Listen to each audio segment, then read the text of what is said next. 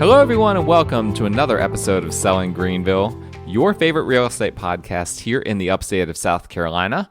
I'm your host, Stan McCune, realtor right here in the greater Greenville area of South Carolina, and you can find all of my contact information in the show notes if you need to reach out to me for any reason.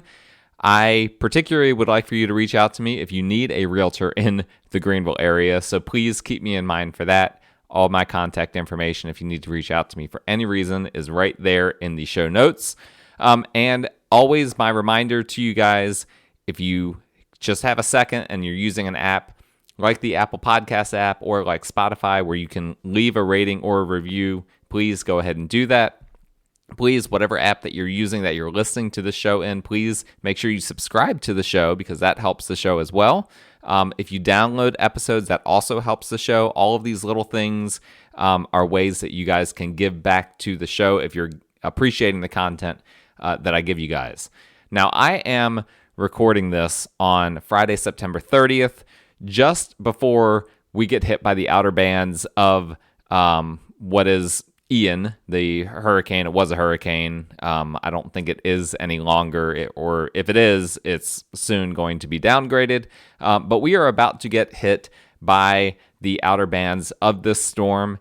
It's already, I'm looking out my office window. The weather is kind of weird, kind of a weird hue, a lot of swirling winds. And so I have on my mind the storms that happen and the weather that happens in Greenville and how this impacts real estate. Now, generally speaking, Greenville has fairly mild weather. If you've lived here for a while, you already know that. Usually the worst things that we experience are flooding and the occasional tornado. We have a lot of thunderstorms. We will have hail every now and then, but major hail events are pretty rare for our area. Tornadoes are a little bit more common, but even those tend to be, I don't want to call any tornado mild, but they tend to not be the massive tornadoes that you get in the Midwest and some of these parts of the U.S.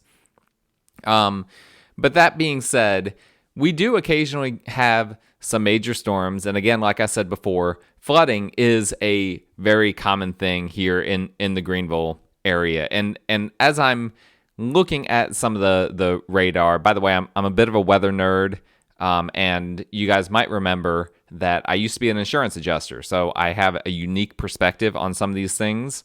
I've been on a lot of roofs for a lot of houses, inspecting them for hail damage, wind damage, all sorts of different things. So I have some experience quite a bit of experience actually. I'm kind of underplaying it by saying some experience. I've got quite a bit of experience when it comes to storm-related damage to homes.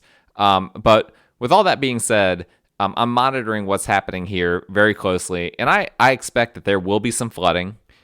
Greenville does have flooding. That's a pretty common thing. We might have a tornado or two that comes out of this. I'll be interested to see what happens once the main storm kind of parks over the Greenville area. If it does, it's very possible that it'll just bypass us. I think right now they're kind of predicting that the main part of the storm, the central part of the storm, will actually stay east of Greenville, so we'll see what happens there. By the time you're listening to this, you'll already have known what has happened, so there won't be any suspense for you, but for me at the moment, there's some suspense, and I expect that there will probably be a lot of trees down, a lot of limbs down, and some electrical outages before it's all said and done. Duke Energy is already sending me multiple notices on my phone to let me know that they're expecting some outages, so we'll have to see how all of that goes. Hopefully it's not too bad. I'm keeping all of my devices charged just to be safe. But how in the end does all of this pertain to real estate, pertain to our homes, our real estate investments, etc.? I did an episode in 2020, I believe was the year, on the storm season and the impact that storms have on real estate. But that was 2 years ago. And I've got some fresh content since then. And again, this is kind of front of mind because we have a storm coming through right now. I believe even the episode that I did in 2020 was during a storm as well. So apparently these storms get me excited and inspire me with new content. But I want to discuss some a fresh perspective that I have that I've gotten in the past couple of years. Some of this will overlap with that podcast in 2020. Some will overlap with a recent podcast I did on flood zones. But I think for the most part, this will be new content for you all. So speaking of flood zones, I want to start there. And some people will call them floodplains. Those are essentially the same thing. Flood zones, floodplains. I'm not going to overlap too much from my previous podcast, but it is important to discuss these as part of storm-related, real estate-related items, okay? Flood zones play a big role in our local market because Greenville has a lot of them. We have a lot of flood zones. Some parts of the country don't have very many flood zones, don't have very many floodplains. In Greenville, we do. And a lot of people don't really understand them and how they work and what's important about them. Now, for starters, most floodplains in our area are around creeks and rivers. That's a very important thing to keep in mind. Usually, when there's a creek or when there's a river, there is some sort of flood plain that is associated with that creek or river. Now, lakes and ponds are not that way. Typically, when there is a lake or a pond, there is not, I've personally have found that FEMA has not deemed those flood zone areas, which is interesting. Again, we're talking about the land itself, not the water. Obviously, the water itself, you can't build on water. But once you get outside of the lake or the pond, I typically find that FEMA does not deem those flood zones. I guess lakes and ponds, even when they get a lot of water dumped into them, they don't expand to the extent that creeks or streams or rivers do. Now, I have a creek that runs along my property line at the house that I'm in the process of moving to. And it's barely anything. I mean, it's not much of a creek at all. It's maybe like 1 to 2 inches of water on a normal day. And the banks on either side of the creek, I've not climbed down there, but they have to be about 10 feet high. The odds that this creek, right, 1 to 2 inches, it's like the size of the area where the creek itself is probably like 5 feet wide. The gorge, if you want to call it, it's like a 5 foot wide gorge. And again, 10-foot banks on either side. The odds that would ever fill up with enough water that it would overflow its banks, I can't even imagine that. I can't imagine how much water it would take for that creek to overflow. Nonetheless, that little bit of water, that 1 to 2 inches of water in this tiny little gorge that has banks that are 10 feet tall, that results in a large portion of my lot being in a flood zone, interestingly. Now, that lot is about 1.5 acres. So the good news is that my house is not in the flood zone. That's the important detail. And because my house is not in the flood zone, I'm not required to get flood insurance. My lender does not require for me to get flood insurance. That being said, that doesn't mean that I can't get flood insurance, right? Flood insurance is always an option for anyone at any time. And I have actually gotten flood insurance priced out just out of curiosity. Can't speak there. Just out of curiosity, I got a quote on flood insurance just to see what it might cost, and just to kind of weigh the risk versus the reward. And I've just determined at this point I'm not going to get it because it's really hard for me to imagine that creek would ever, A, overflow its banks, and then B, if it overflowed, my house is far enough from the creek that it would have to overflow such a tremendous amount to even get to my house. I mean, it would have to be an apocalyptic rain event. And so at this point, that's not something I'm worried about. That being said, I am going to be watching closely as we get Ian passing through to see what it does to my creek. So stay tuned. This will be a really good test run to see how much it fills up. Now, I've said this before on other podcasts, but it's important to say again, your homeowner's insurance does not protect you against flooding. It does not protect you against flooding. That is what flood insurance does. And even if you're not in a floodplain, common sense may dictate that you should go ahead and purchase flood insurance. Remember, the flood maps can change, right? FEMA updates their flood maps. Topography can change. So you could actually end up in a floodplain even if you aren't in one right now. You have to weigh the risk versus the reward of protecting yourself with flood insurance. That's just something to keep in mind. Now, often during a major rain flood event, moving on from the kind of flooding aspect of it to more of the rain wind aspect of it, of a storm, people will oftentimes see ceiling spots on their ceiling. This will happen after one of these kind of weirder storms. And many will say that the quote unquote roof is leaking. Oh, there, I forgot to turn my phone off. And of course, my phone is going off. Let me put do not disturb on. All right. So many will say that their roof is leaking, or will assume that a roof is leaking because they see ceiling spots. But ceiling spots can result from a variety of issues. I don't really like the term leaking roof. That implies an ongoing leak.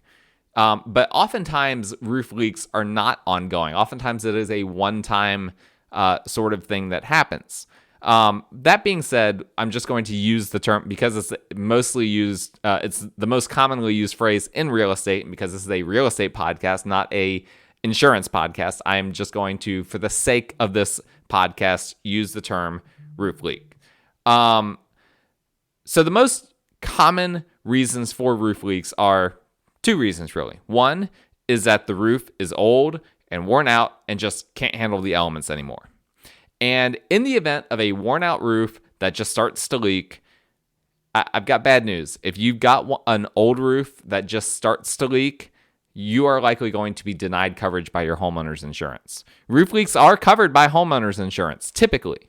But if your roof is just old and worn out, then they're just going to say, hey, this is just an old, worn out roof. This wasn't sudden accidental damage. This is a roof that just needs to be replaced, that you were just negligent in not replacing it, and now this is your responsibility. That is one of the most common reasons for roof leaks. The second most common reason, and I shouldn't say that one is more common than the other. I don't really know how the percentages work out. But the other most common reason is that there is actual storm damage, specifically hail or wind damage that messes up the roof and results in it leaking. Now, this is, generally speaking, a covered loss by insurance. If you have roof, wind, or hail damage, typically your homeowner's insurance will cover that and allow you then to either do repairs or replacement to your roof, gutters, whatever is actually damaged in the process. Now, let me pause for a second and just say one thing. I've said this before. I'm going to say it again. There are two common types of shingles and common types of roofs that are used in the upstate. One is what we call a 3-tab shingle, which is kind of the shingles that are kind of long and horizontal, like rectangular types of shingles. Those are called 3-tab shingles, also known as a 20-year roof. And then the others are the more compact-looking shingles.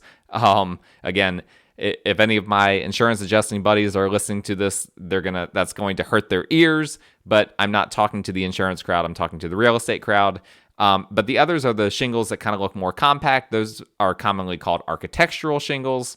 And those are typically rated for 30 years. Now, you think the difference between a 20-year roof and a 30-year roof, well, what difference does it make? And most people aren't going to live in a house for 20 years, at least unless they're, older and not planning to move. Most people do move every 5 to 10 years. And so it will oftentimes theoretically make sense if you're replacing a roof to just go with the cheaper 20-year shingle versus the 30-year shingle, right? Wrong. The 3-tab shingle I despise. When I was doing insurance adjusting work, those 3-tab shingles, they can become what's called delaminated. They can just very easily lose their seal and just basically just be damaged by wind damage very, very quickly. And so because of that, I'm not a fan. I am not a fan of the 3-tab shingle It just is not a good shingle. You shouldn't use it. It's not that much more to upgrade to a 30-year architectural shingle. Just do it. Trust me. You do not want to have constant roof leaks happening, and those 3-tab shingles are a lot more exposed to that.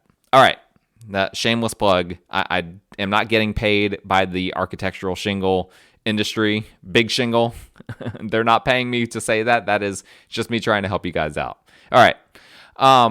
So to bring it all back, the 2 most common reasons for roof leaks are the roof is old and worn out, or there is storm damage. All right.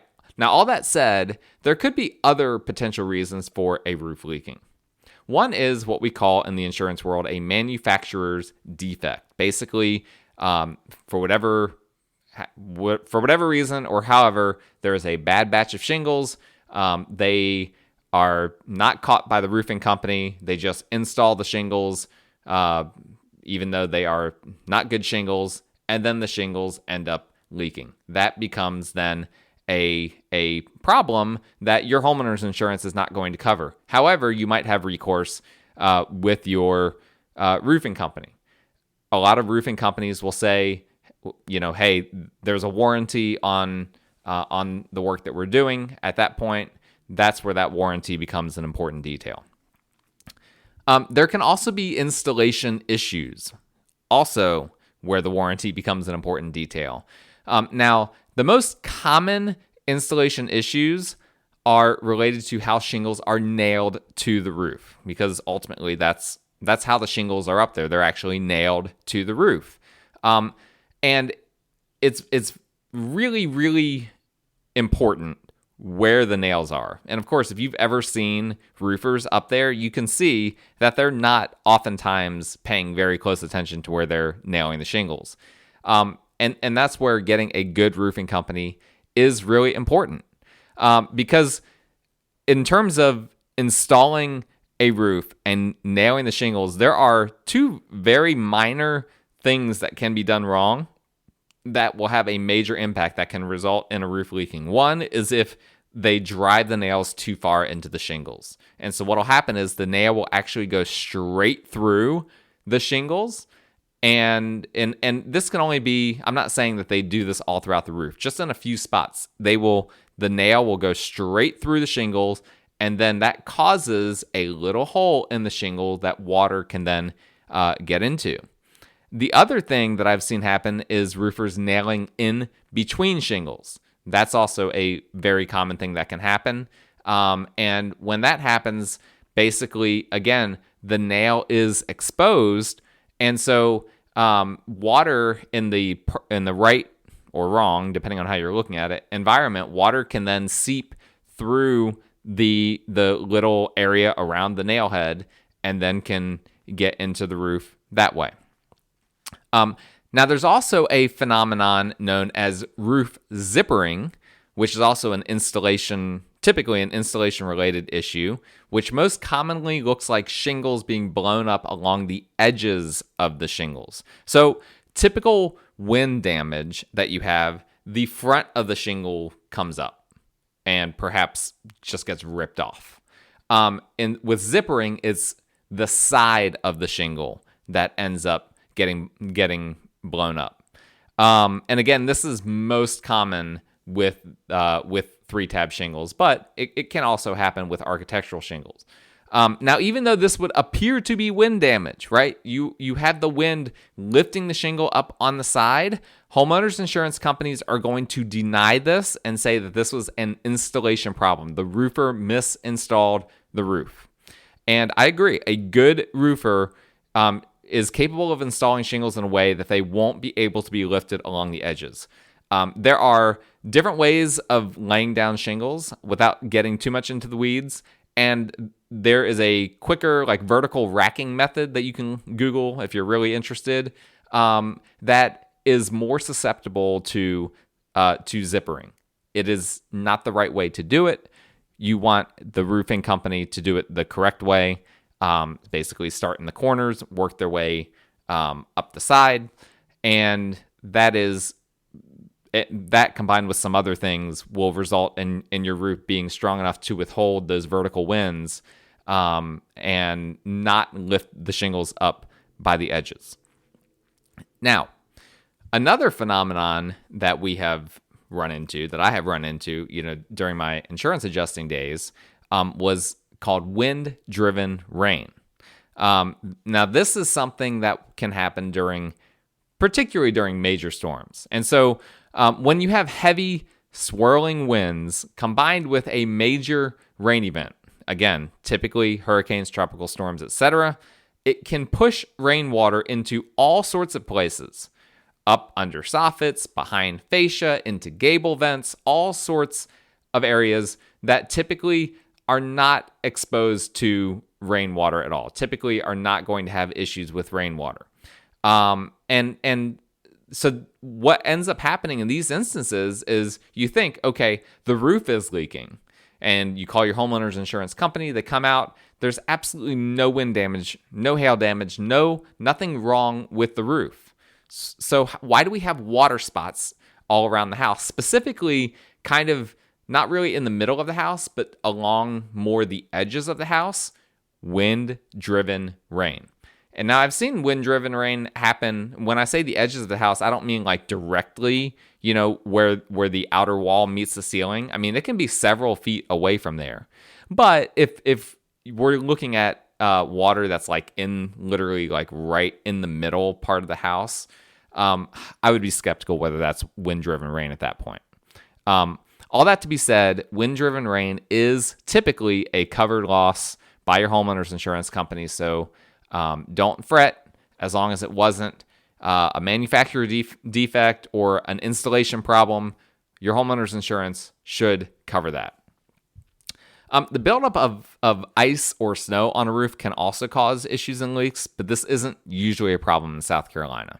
So I'm not going to get into that at all. The only thing I'll mention is that a poorly constructed roof, and by that I mean the actual structure, the trusses, the rafters, a poorly constructed roof down here might not be able to withstand heavy ice or snow sitting on it. Like just the weight of it might not be able to withstand. And this is something, a mistake that some people will make is they will, in order to save costs, they will just install new shingles over old shingles, right? Because it costs labor and demo to take off the old shingles and then reinstall new shingles. There's a lot of reasons why that's a really bad idea, but one of them is that the roof's substructure is not intended to hold multiple layers of shingles. And then if you get snow and ice on top of that, you might find your roof collapsing in on itself. So that's just something to keep in mind. Now, moving on from rain and wind, or at least rain. If you have trees around your house, you need to be wary of wind either pushing the tree down onto your house or a limb breaking and falling onto your house. I've seen a lot of roofs in Greenville destroyed by large limbs falling on them. Now, this is covered by insurance, thankfully. But one common misconception that people have, and I get this question honestly quite frequently.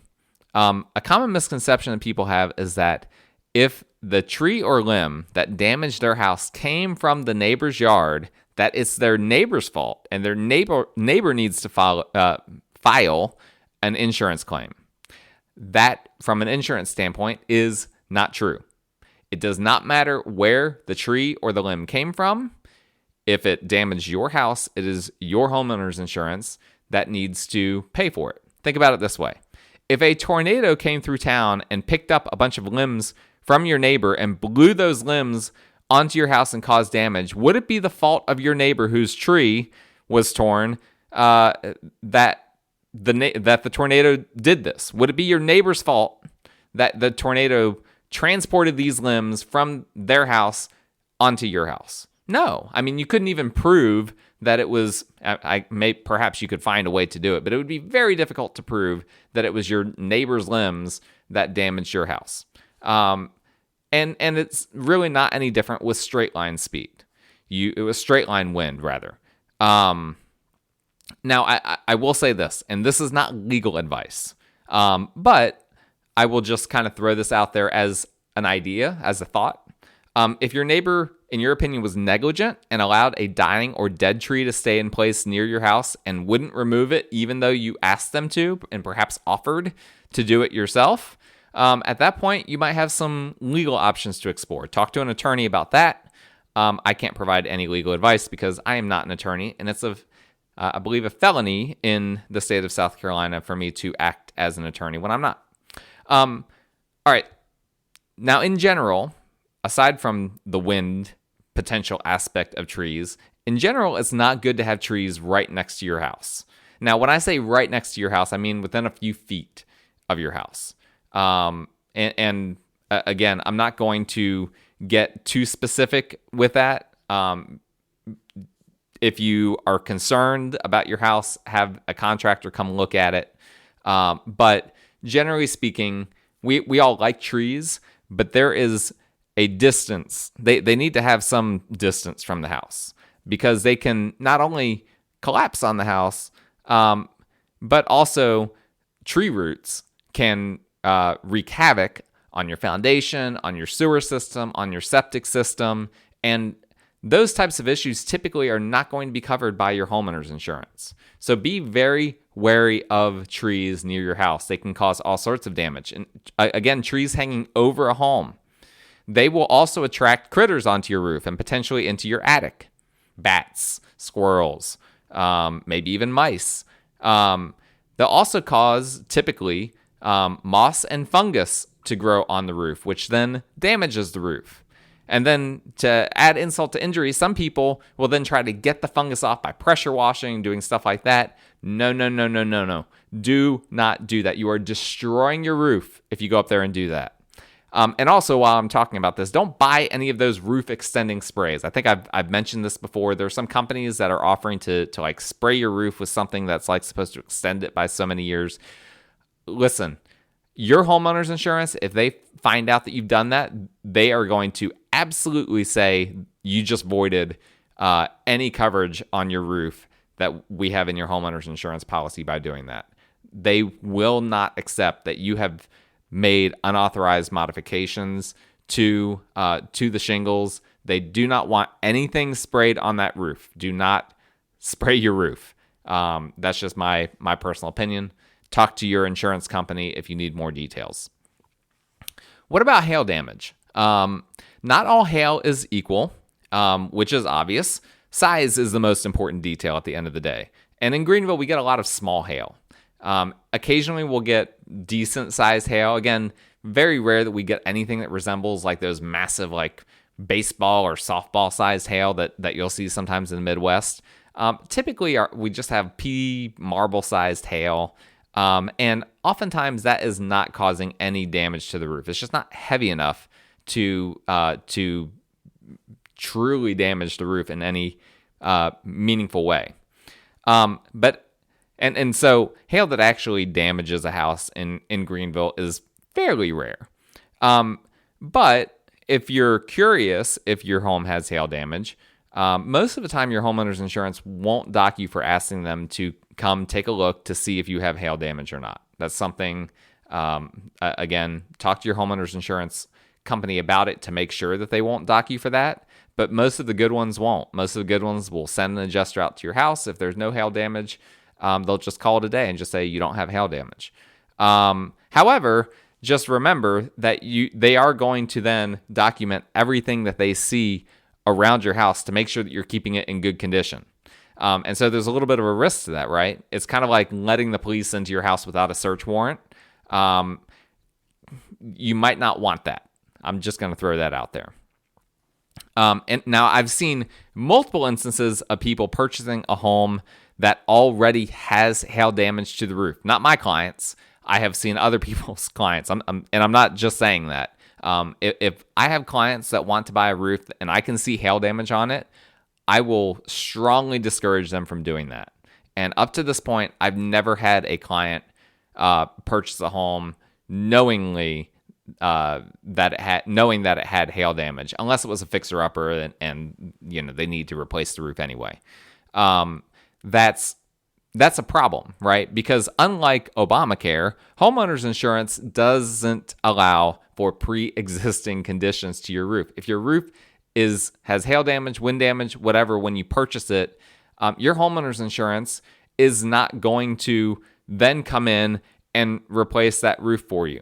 And if you make a claim, here's what they're going to do. You would say, well, how do they know? How do they know that this happened prior to me purchasing it? Well, they have ways. They will look up when the last major hail event happened. And if your roof has damage that the rest of the neighborhood doesn't have because they all replaced their roofs in a hailstorm that happened prior to you taking ownership, your roof's coverage will then likely be void. So that's a big risk. It is a big risk if you're purchasing a home that has pre-existing hail or wind damage. You're exposing yourself to a scenario where you might not be able to make a claim or you might have your claim denied if you do in the future need to make a roof claim. So be very careful with that. That's where my expertise comes in handy. Part of why I've not had clients buy homes that have hail damage is because I can see the hail damage prior to them purchasing it, and I will point it out. I will say, hey, just so you know, I see some major hail damage on this house. And so that's something that has protected a lot of my clients over the years. So here we go. We have Ian coming into town as I'm recording this. Hopefully it won't cause a ton of damage, but that's a little bit of an idea of some of what happens in Greenville, some of how to think about it, how it relates to homeowners insurance. And I hope that was helpful. If it was, go back and listen to the episode. I don't know what episode number it was, but episode I did way earlier. The audio quality is terrible on it. I listened to it recently and was cringing, but it was an episode that a lot of people said gave them some really useful content back in 2020 about storm season. Is what I remember that I called it, something about storm season. So go back and listen to that if you found this episode to be helpful. And make sure, as we always say, to subscribe to the show, download episodes, rate and review if you are using an app that allows for ratings and reviews. And I'd appreciate if you guys need a realtor to reach out to me. My contact information is in the show notes. Hope you guys stay safe through the storm, and we'll talk again next week.